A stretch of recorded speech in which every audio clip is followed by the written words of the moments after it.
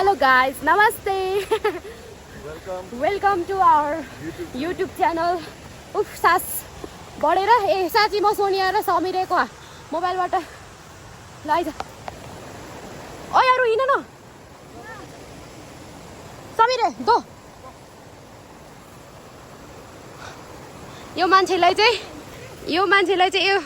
चाहिँ खुब भिडियोमा निस्किनु मन लाग्छ फोटोमा ल हिँड्न सौरभ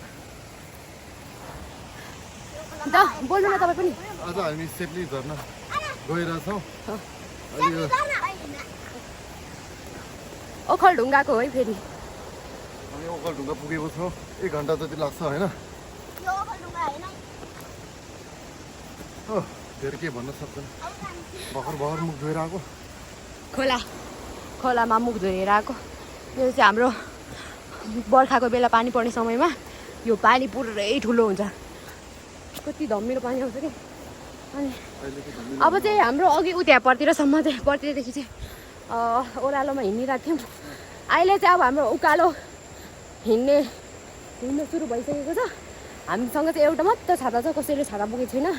पानी पऱ्यो भने चाहिँ यिनीहरूलाई म रुखको मुनि राख्छु म छाता ओढेर जाँदै गर्छु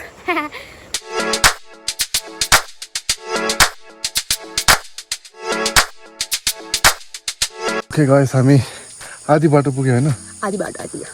सेप्ली झर्न आधी बाटो आइपुग्यो मेरो त तेलै निस्क्यो साँच्ची जाऊ अहिले तेल महँगो छ तेल बोजामा गरेर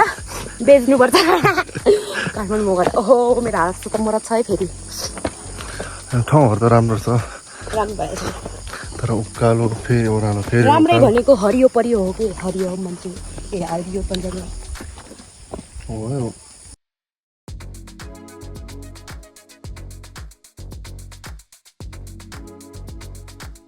अब हामी चाहिँ यहाँसम्म आइपुग्दा चाहिँ रातो भइसकेको छौँ पसिनाले बलक्कै भइसकेको छौँ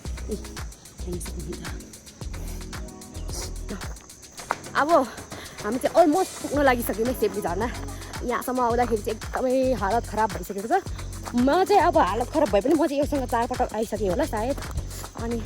तर पनि मलाई चाहिँ उकालोमा हिँड्दा चाहिँ अलिकति गाह्रो भएको जस्तो खोइ कति किलोमिटर त हिँड्यौँ हामी त अब हामी चाहिँ होइन हाम्रो गाउँबाट रामपुर आयौँ है रामपुर आयौँ 1-1.5 घन्टाको बाटो हिँडेर अनि त्यसपछि त्यहाँबाट पनि फेरि हिँडेर चाहिँ हामी यत्रो 2-3वटा डाँडा कटेर आइसक्यौँ क्या अब यतातिर गाडी साडी केही पाउँदैन क्या अब अनि त्यही भएर यहाँ चाहिँ हिँडेर आउनुपर्छ यहाँबाट चाहिँ झर्ना देखिसक्यो अलिकति होइन तर यहाँ चाहिँ कस्तो डरलाग्दो जङ्गल छ कि यस्तो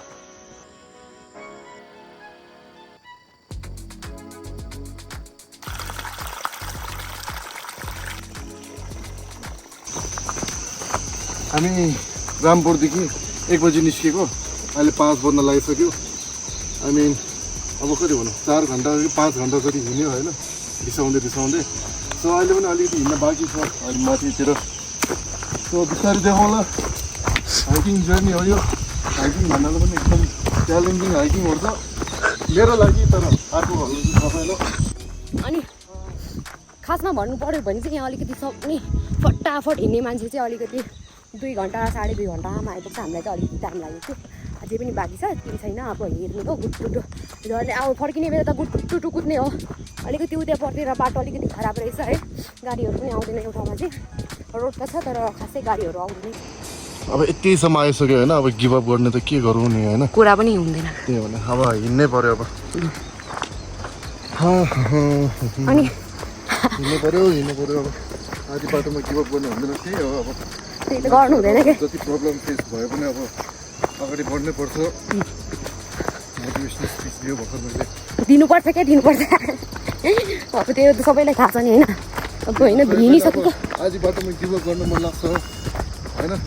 मलाई पनि भर्खर अब जानै मन थिएन अब यतासम्म आइसक्यो अब हुन्छ नि आफूले अलिकति पुस गरेर हुन्छ नि अनि जानै पर्ने हुन्छ कि लाइक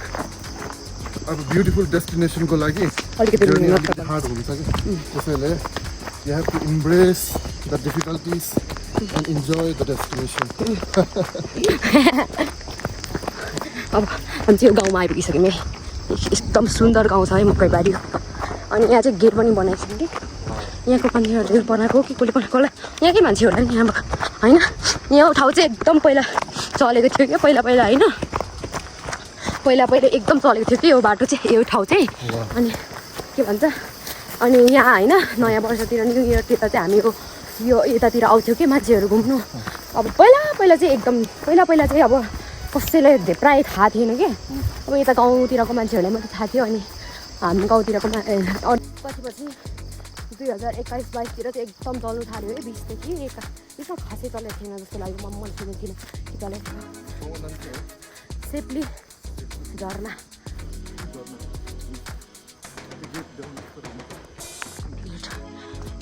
है झर्ना जाने हाम्रो टोलीहरू चाहिँ उता माथि गएर टुक्लुक बसिसके यिनीहरूको त उयो नै छैन क्या थाकेकै छैन यिनीहरू त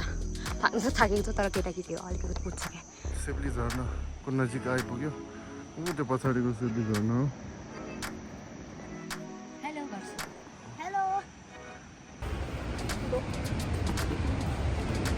झर्नाको छेउमा यहाँ ब्रिजहरू छ फुल यहाँदेखि यस्तो माथि देख्छु अहिले उता आएर यो हेर्नु मेरो हालत यो साँच्चीको पसिना हो यहाँ सबै पसिनाले मुख ढोक्छ भयो 5:30 भइसक्यो अहिले हामी 1 बजीतिर निस्केको होइन अनि यो भ्यू हेर्नको लागि 5.5 घन्टा लाग्यो हाम्रो होइन सो यो वर्थ इट हो कि होइन तपाईँहरू कमेन्टमा भनिदिनु होला अहिले देखाउँछु भिडियोहरू अहिले उतासम्म जानु पऱ्यो अब बल्ल फाइनली हामी चाहिँ सेफ्ली झर्ना आइपुग्यौँ अनि हाम्रो चाहिँ के छ भने गाउँतिर चाहिँ अब यसो पुलहरू तरेको बेला चाहिँ यस्तो सेउलाहरू चढाएर बस्नुपर्छ भन्ने यो छ के अनि किन चढाउँछ त्यो चाहिँ थाहा भएन मतलब सफल यात्राको लागि होइन चढाउँछ अनि हामी चाहिँ यस्तोमा चढाएर जान्छौँ कि एउटा हेरेर देखाउनु न यसरी पहिला मात्र पनि चढाएको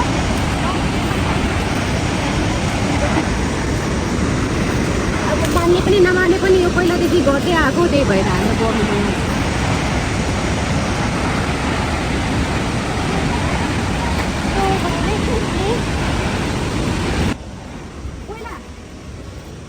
अहिले चाहिँ यहाँ पुल पनि छ है यहाँ चाहिँ पुल बनेको छ न त भाइ पहिला यो बाटो थियो कि यो बाटो जानु पर्थ्यो यो बाटो गयो त्यहाँबाट तल झर्ने थियो पानी पर्ने बर्खायाममा चाहिँ यहाँ अब के भन्छ तल जाँदैन है पानी नपर्ने समयमा जाडो समयमा चाहिँ अब अलिक खोलाहरू पनि सानो सानो हुन्छ अनि त्यही भएर चाहिँ तलतिर पनि जानु सकिन्छ अहिले त त्यहाँ त्यस्तो उयोले हावाले नै जानु सकिँदैन अब हामी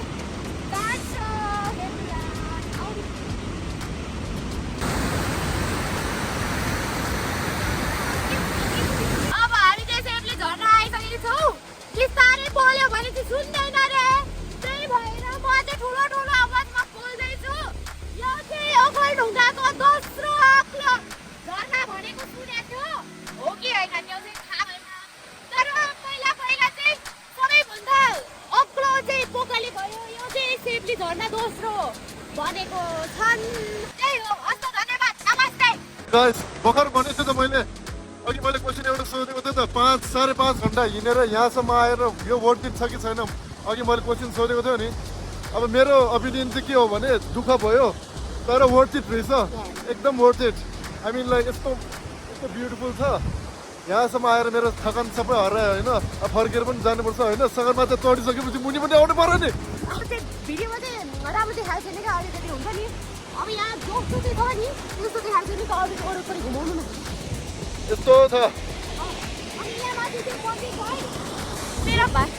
माथि छ यहाँ तलबाट पनि माथि आइसक्यौँ है पहिला चाहिँ यहाँ मन्दिर बनेको थिएन यता माथि आउने पनि थिएन अहिले चाहिँ धेरै कुरा पत्ला भएछ बाटोहरू पनि बनेछ यहाँ एउटा सानो मन्दिर बनाउनु भएछ यहाँको मान्छेहरूले आउनु एकदम सानो प्यारो मन्दिर बनाएछ यहाँ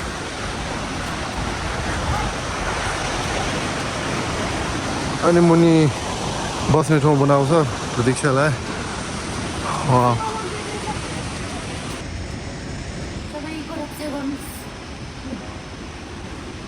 आजको भ्लग चाहिँ यहीँ अब खत्तम गर्न चाहन्छु होइन अनि रमाइलो भयो अलिक कसेर बोल्न रमाइलो हो एकदम रमाइलो भयो यहाँ हेरेर चाहिँ अब उडेर जाउँ जस्तो जान पाए नि हुन्थ्यो जस्तो भइरहेछ मलाई चाहिँ ल अब त्यस्तो हो अब मैले अघि भनेको जस्तो सहरमा त चढिसकेपछि मुनि आउनै पर्छ होइन यहाँसम्म आएपछि घर फर्किनु पर्छ त्यही हो अब यही हो अब आजको ब्लग त्यसैले अब म लास्टमा के भन्न चाहन्छु भने अब चाहिँ जानुलाई चाहिँ मलाई पिर लागिरहेछ आउन त आइम है आउनलाई चाहिँ अलिक उकालो छ अब जाँदाखेरि चाहिँ ओह्रालो तर खुट्टा दुख्छ है ओह्रालोमा अब साथीहरू हामी चाहिँ अब जङ्गलको बाटो जानुपर्ने छ हामीले चाहिँ तपाईँहरूलाई आधा बाटो देखाएकै थिएन कि आधा आउँदाखेरि त आधा होइन उतिर 30 मिनटको बाटोमा चाहिँ बाटोदेखि चाहिँ देखाएको क्या तपाईँहरूलाई होइन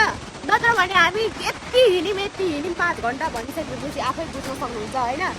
अब हामी चाहिँ यहाँबाट इन गर्छौँ अनि हाम्रो आजको भिडियो चाहिँ अनि त्यसपछि के भन्छ अब रात पनि परिसक्यो त्यही भएर अब हामी छिटो जानुपर्छ तल भाइ र बहिनी छन् अनि उनीहरू चाहिँ पर्खिरहेको छ यता आउनु डर लागेर हामी 3जना चाहिँ आएको अनि यो चाहिँ मेरो भाइ हो ल